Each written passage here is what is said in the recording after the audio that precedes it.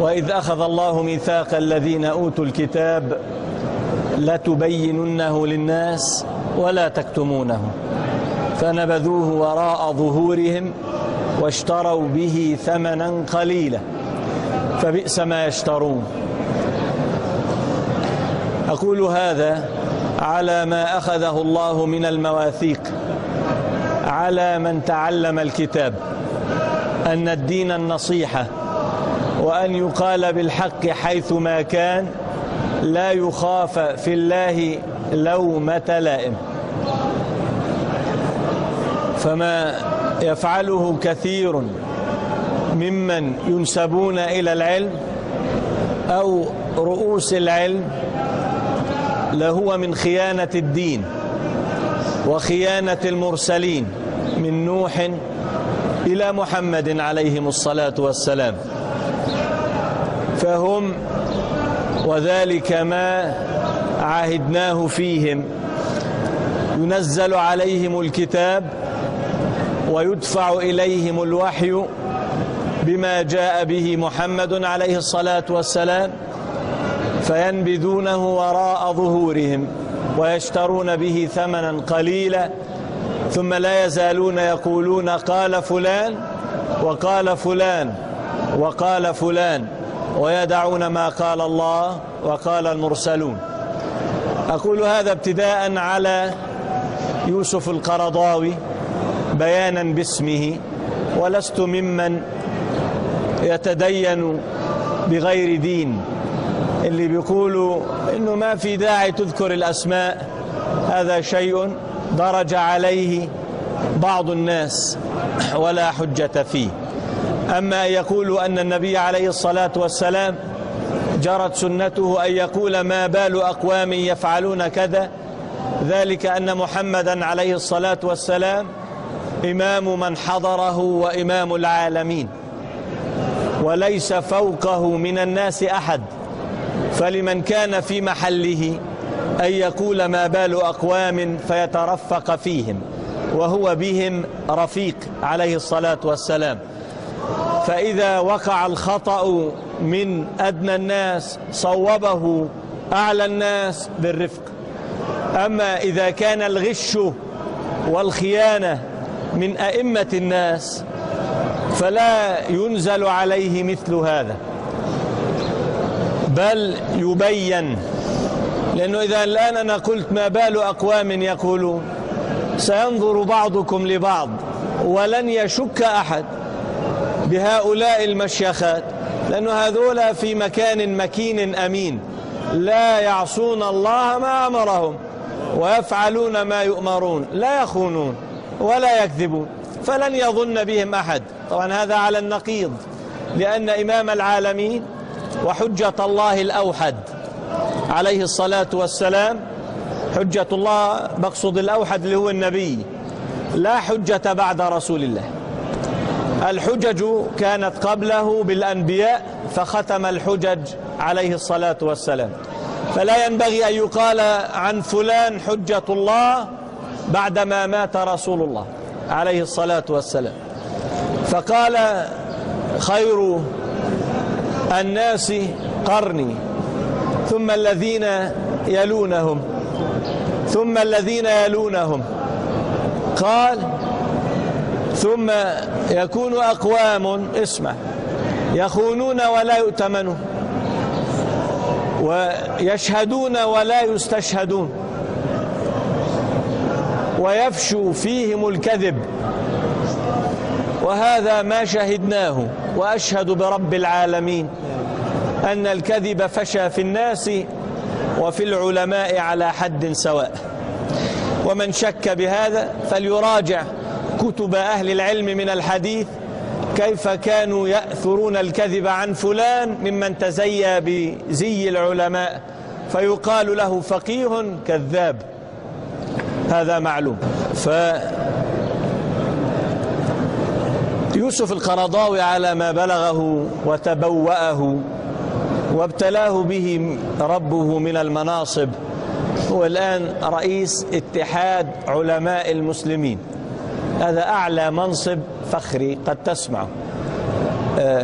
لأن العلماء عند النبي ورثة الأنبياء، فاجمع هؤلاء العلماء واجعل لهم اتحادا هو رئيسه. فهو من هذا المنصب يقول ما يقول ويبدل ما يبدل. أقول إنه في الأحداث الأخيرة في ليبيا وما تآمر به النصارى وأهل الصليب على بلد ليبيا، وإياكم وما تفعله هذه الفضائية الفاجرة المسماة بالجزيرة. الآن بتقول أيام لما هجمت ما يسمى بالتحالف على العراق، كانوا يقولوا قوات التحالف هجمت على العراق. الآن قوات التحالف كما تقول الجزيرة هجمت على قوات القذافي. شيء يقولوش على ليبيا إن الطائرات وصواريخ الكروز قصفت معاقل القذافي في الحرب الأولى العراق. طب ليه مش الأولى على معاقل صدام وهون على معاقل القذافي؟ فالجزيرة تريد أن تخمد المسلمين حتى يصبروا ويرضوا بهذه الحرب الصليبية، أن هذول الذين خرجوا أمريكا وبريطانيا وفرنسا وكندا ابتغاء مرضات الله ونصرة لضعفاء المسلمين، فخرجوا يقاتلون القذافي. فبيقولوا أنهم دكوا قواعد القذافي ومطاراته. طيب إذا اللي اندك مطاراته بالتالي واضح أنه كانت مطاراته. قبل حين تقولوا أنه هذه للشعب وأنه هو يقتل الشعب، فلما قاتله الصليبيون صارت المطارات له، وقبل حين كانت من حق الشعب. أما القذافي حتى لا يظن أحد أننا نقبل ما هو عليه، لا ورب العالمين لا نحمد ما هو عليه، ولكن هو وكثير من أمثاله ممن يحق عليهم أن يقال هؤلاء الظلمة الذين نهانا نبي الله أن نقاتلهم، فهم ظلمة. نهانا نبي الله أن نقاتلهم. قال عليه الصلاة والسلام ستكون إمارة سفهاء، قال يأتونكم بما لا تعرفون فتعرفون وتنكرون من أعمالهم. قال أصحابه أفلا نقاتلهم؟ قال لا، ما صلوا ما أقاموا فيكم الصلاة. أبى العلماء واتحاد العلماء أن يطيعوا ربهم ونبيهم حتى سفكوا دماء المسلمين وجروا على حرائر ليبيا القوادين. فرنسا، رأيت أحد أفراد الليبيين يمسك العلم الفرنسي ويقبله ويكتب اسم رئيس الوزراء الفرنسي ويقبله بيده ويضع عليه. ليه؟ ما يمنع أن يفعل هذا؟ وقد أفتى يوسف القرضاوي أن ما تفعله أمريكا وفرنسا وبريطانيا من باب الواجب. وما ضيعنا إلا ما يسمى أصول الفقه، قال ما لا يتم الواجب إلا به فهو واجب. فقالوا لذلك المذكور يوسف إنه الآن خرجت الحرب، اللي بوتين أو هو رئيس الوزراء الروسي أجلكم الله لقيط، هذا معلوم، أنا لا أسبه، هو ابن حرام. هذا يعني اللقيط قال إنه هذه الحرب فرنسا وأمريكا وبريطانيا وكندا ومن معها من العرب تذكره بالحروب الصليبية في القرون الوسطى كما يقول. فقال يوسف القرضاوي لا، ليست بحروب صليبية. الدليل هو هذا أصولي، بكرة إذا مات بكتبوا الفقيه الأصولي المفسر المحدث. هلا الدليل أنه ليست حربا صليبية أن العرب من طلبها. فيعني إذا كان كذلك هل هذا يميط عنها هذا اللثام البشع؟ أقول لك إذا العرب بلغوا من الجهالة أن يستحضر لحرائرهم ولأقوامهم من يدك بلادهم وحصونهم وسلاحهم وجيشهم من الصليبيين، فنسوا ما عليه الصليبيون، فلن ينسى الصليبيون دينهم وملتهم. فإذا جهل العرب فلن يجهل الفجرة، فسيأتي الروم والنصارى وأهل الصليب وهم ما يعلمون على ما أتوا ولما أتوا. فإذا جاءوا ينصرون ضعفاء ليبيا فها هم ضعفاء غزة من قبل. هذا يعني لا شك أن النظام الليبي لا يملك من السلاح ما تملك الدولة العبرية، ولا شك أن الثوار بين 1000 قوس في ليبيا لا يعني يملكون أكثر مما يملك أهل غزة.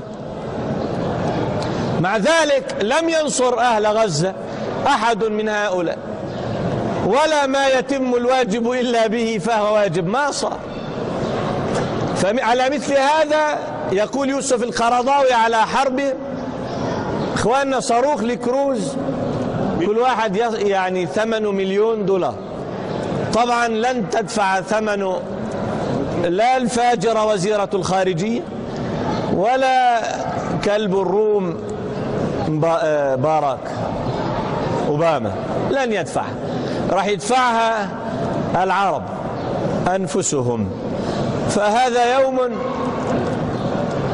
أزعم وأدين الله أن النبي عليه الصلاة والسلام يأسى له أن يهلك العرب أنفسهم بأيديهم، وأن يقتل المسلمون بعضهم ويأسر بعضهم بعضا، ويدفع المال للصليبيين ليقصف الصليبيون أرضيهم بدباباتهم على أثمان أموالنا، ثم يكون حل هذا فتوى من رأس علماء المسلمين بالجواز. فقال عليه الصلاة والسلام: إنما أخاف عليكم الأئمة المضلين، وإذا وضع السيف في أمتي لم يرفع عنها إلى يوم القيامة. الحروب الصليبية واجب يا يوسف القرضاوي، وما لا يتم الواجب إلا به فهو واجب. كان أوجب من هذا أن تجمع أمثالك فيأتوا ليبيا كما خرجوا نصرة لصنم أفغانستان. ما نراك طائرا إلا للصنم مصافة، وكم يعني حفنا منهم 200 خرجتم لمثل هذا. فنسأل الله الذي أبطل ضلالات أحبار بني إسرائيل أن يبطل هذا بعيسى بن مريم عليه الصلاة والسلام. طبعا أنتم علمتم وإحنا راح نتكلم عن هذا أنه في خوري قسيس فاجر ملعون أحرق المصحف، تعرفوا؟ ما أعرفش أفتى يوسف وأفتى اتحاد العلماء ولا لسه ما أفتوش؟ ما صارش. حتى شيخ لو أفتوا، حتى لو أصدروا بيانا، اتحاد علماء المسلمين عشان تصدروا بيانا ورب العالمين، هذا المنصب اتحاد علماء المسلمين كفيل لو صدقوا الله أن يهز عرش أمريكا. فتوى واحدة، فتوى واحدة يريدون فيها وجه الله، يهزون فيها عرش أمريكا. إنما أنا بحذر إنه يوسف القرضاوي ولا أحسن الظن به لن يتكلم على هذا، ولو تكلم قد ما يتكلم لا يليق بالمنصب اللي هو فيه، لأنه الآن لا يريد أن يضعف الحملة الصليبية على ليبيا. الآن يقتل من المسلمين في ليبيا جراء فجورهم وقصفهم ما يقتل. طبعا القرضاوي أحل هذا تحت عنوان إنه هم اللي جلبوا هذا على أنفسهم. طيب لما القذافي قاتل الفوار المتمردين، هذا القذافي المذكور لما يقاتل اللي خرجوا عليه، مش له أن يقول أنتم جلبتم هذا على أنفسكم؟ هذه بتلك. ليش هذول حلال والصليبيون هذول حرام أن يقول هذا وللصليبيين حلال؟ طول ما في علماء كأمثال يوسف الحلال حرام والحرام حلال.